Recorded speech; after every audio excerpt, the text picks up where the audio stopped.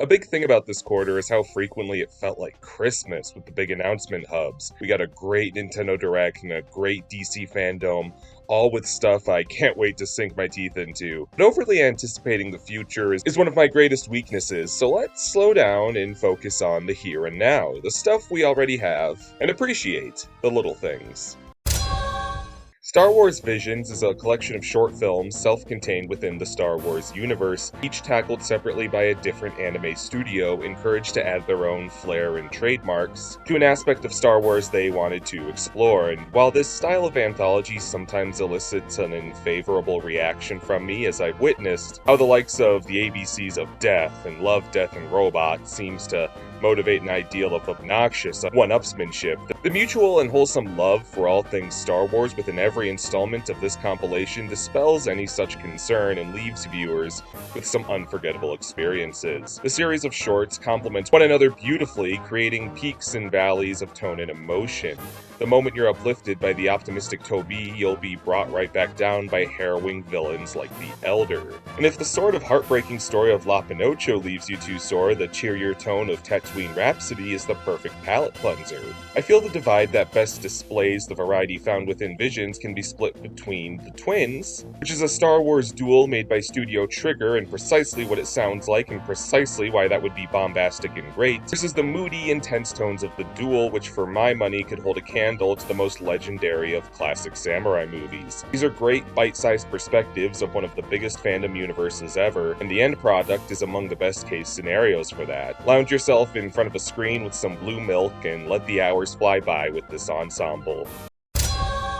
I've talked here and there about the characters of Hanna-Barbera cartoons and how I like their personalities, designs, and dynamics, but the penny-pinching manner in which they were made in their heyday resulted in a lot of Hanna-Barbera stuff coming off as stiff and sterile. And the biggest compliment I can pay to C.H. Greenblatt's take on the universe Jellystone is that it completely throws those roots out the window in favor of something malleable, zany, and insanely fun. Stories revolving around giant satellite lasers, vigilante justice, and mass cannibalism, good lord, are what you're in for in this assault on the standard and expected. But what keeps Jellystone from just being shouting nonsense is the familiar wit of its writing pedigree that made the likes of SpongeBob and Chowder so quotable over the years, which complement the surprisingly authentic character dynamics of these familiar cartoon icons beautifully, to the point that perhaps describing an episode where Top Cat's latest get-rich-quick scheme starts an epidemic that turns everyone in town into fish as containing social commentary may seem overly generous, but I sure felt seen by the ever-present money problems at hand.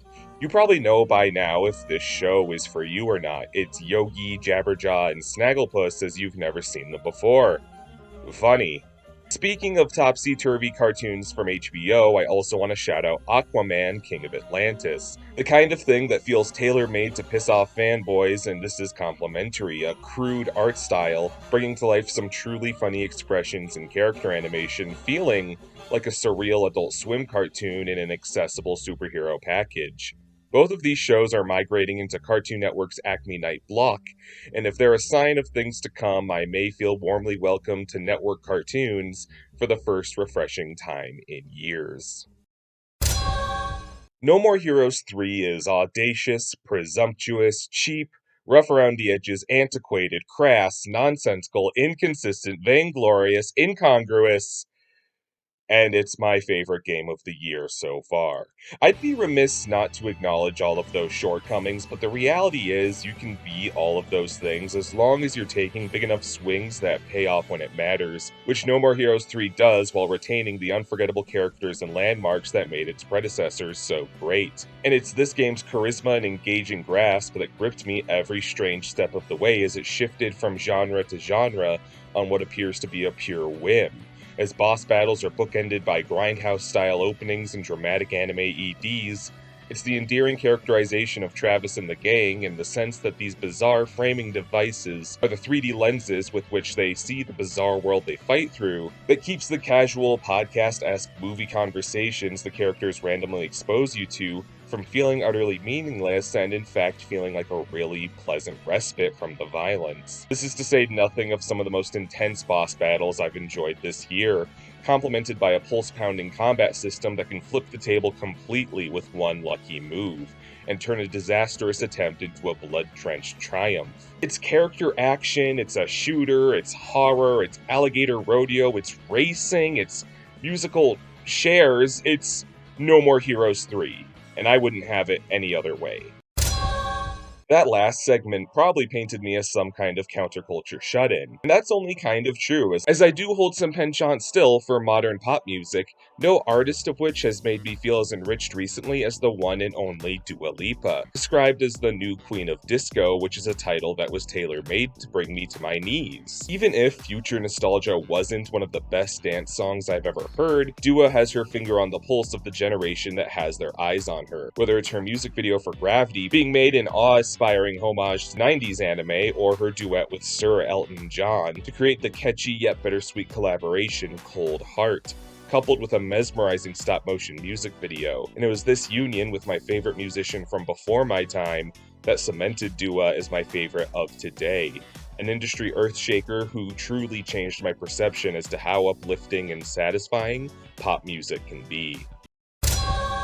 The Suicide Squad hasn't only stolen the throne of my favorite superhero movie, but it's created a hard-to-dispute case as my favorite film of 2021, James Gunn creating an exquisite island of misfit supervillains to play with in his morbid toy box, creating the personality-driven action blockbuster I've long been craving.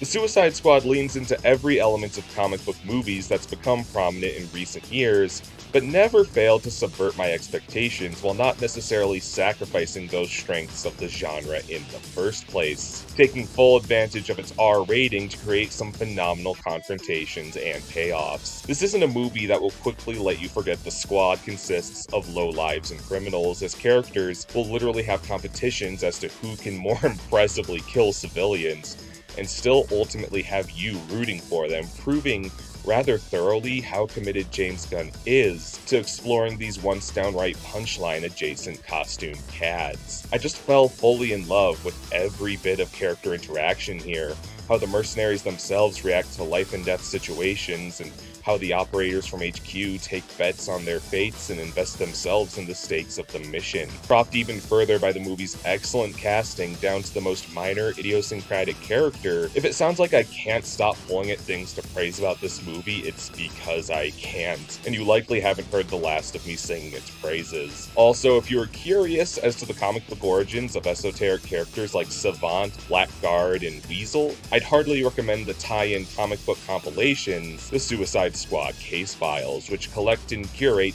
the key issue appearances of the characters of the film, and given the pulpy disposition that's brilliantly subverted in the movie in characters like Peacemaker and Javelin, it's a wonderful potpourri of corny superhero fun that gives you an extra taste of these characters I found unforgettable.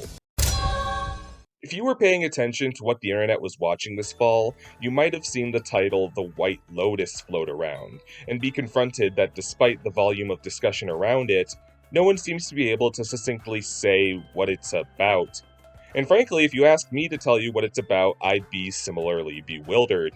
What we have here is the chronicle of a single week at a lavish Hawaiian resort, where the parties taking vacation arrive independently and let their baggage bleed into one another just enough to create an exploding Murphy's Law cocktail as all hell breaks loose. And while The White Lotus isn't heavy on plot, it is precisely a train wreck you can't look away from, as you wait with bated breath to see what unhinged move will be taken in the kangaroo court this once peaceful Holiday Inn has become. I think the resonating element that makes The White Lotus so easy to invest in is how it postures as wish fulfillment, displaying a slew of one-percenters going about lavish leisure before quickly reminding you that even if you can afford a heavenly vacation, you can't escape the hell your imperfections put you in. This is to say nothing of a terrific ensemble cast, Connie Britton and Alexandra Daddario in particular really drawing me in.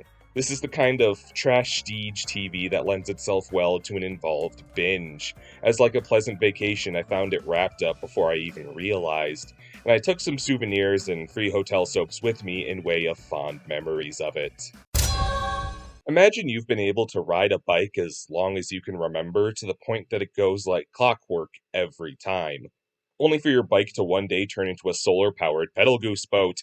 And that is how I would describe diving into Nickelodeon AllStar Brawl after spending the better part of my entire life playing Super Smash Bros. Big All-Stars doesn't reinvent the wheel in terms of structure, but each character feels so unique that playing as a heavy steamroller like Reptar back-to-back with a technical chameleon like Lucy genuinely feels like playing two different video games.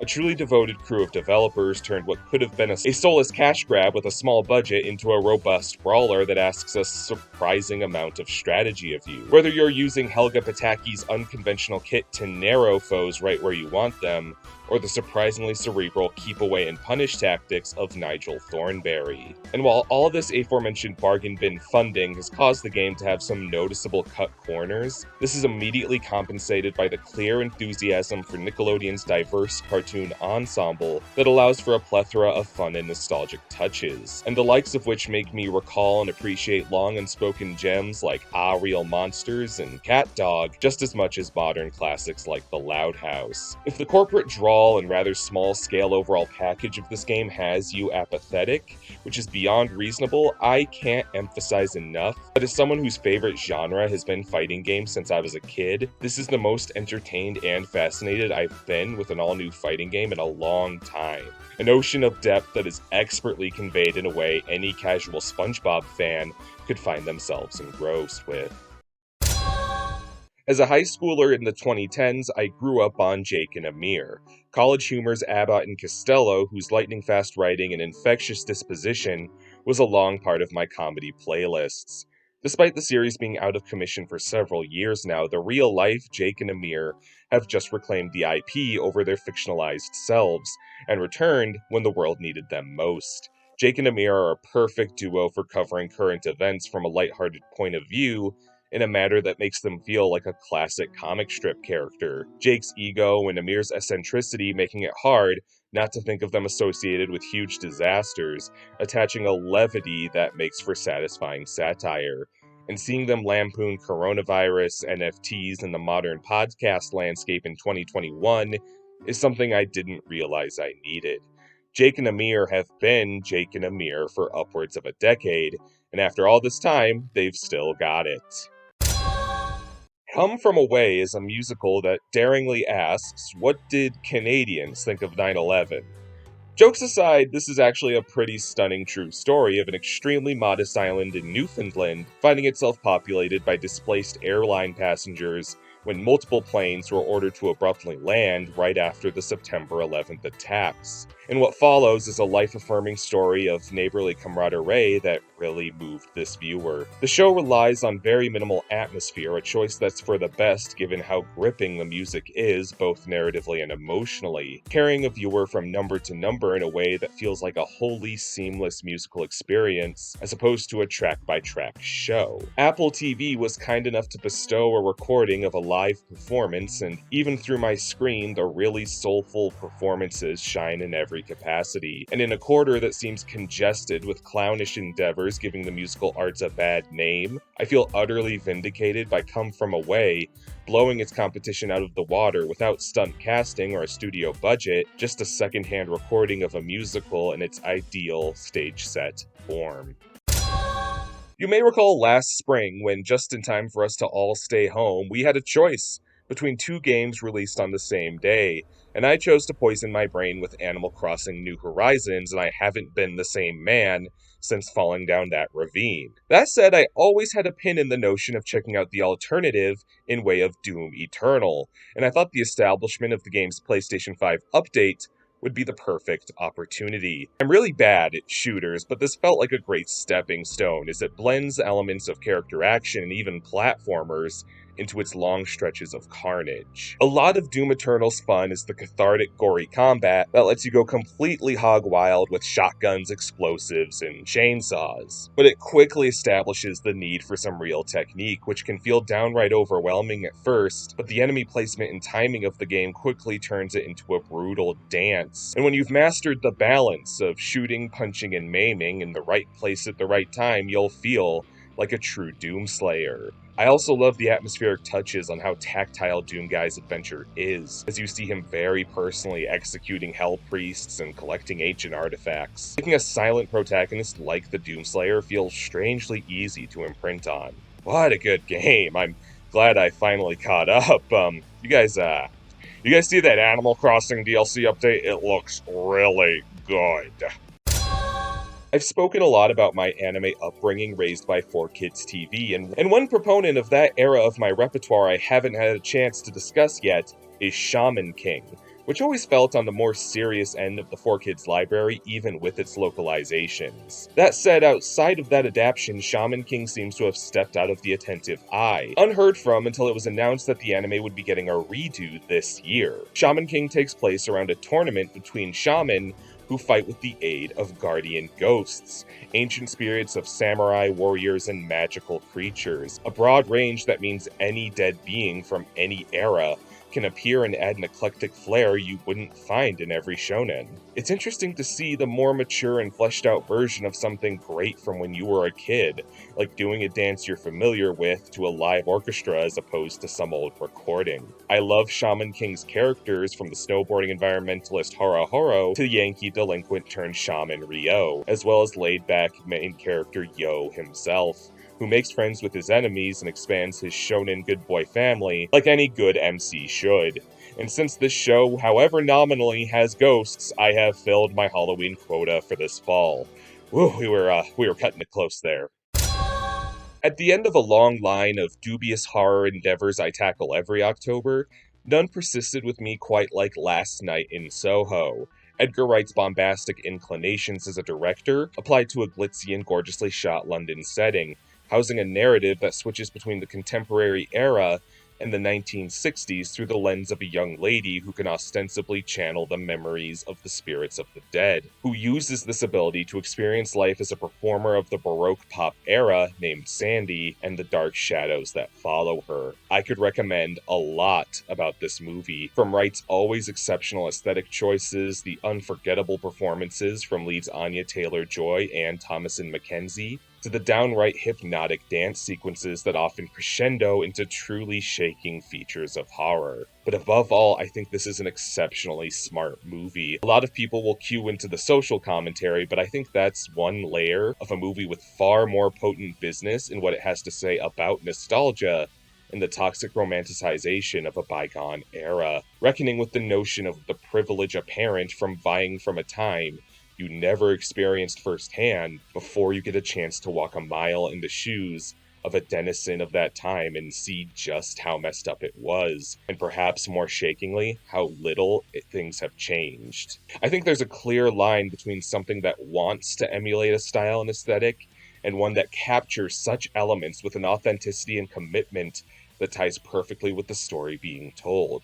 And Last Night in Soho managed this with flying colors, and I can't recommend it enough.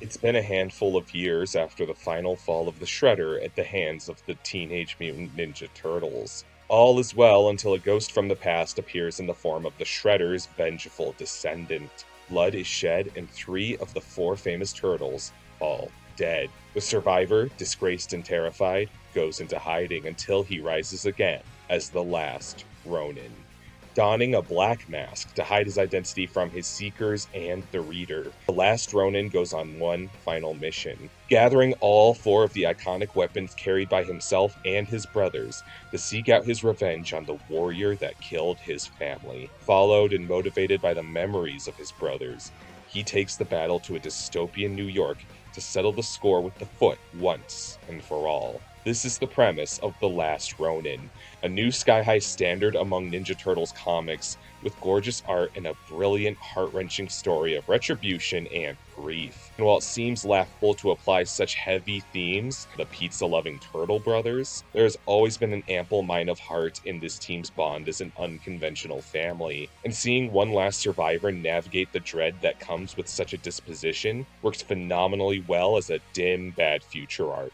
As I write this, the story is still unfolding, but nearing its end. And if you're remotely intrigued, you will not regret getting caught up before the no doubt thrilling finale.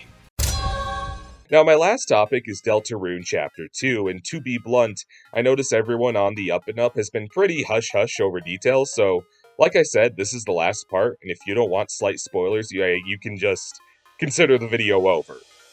Gone yet?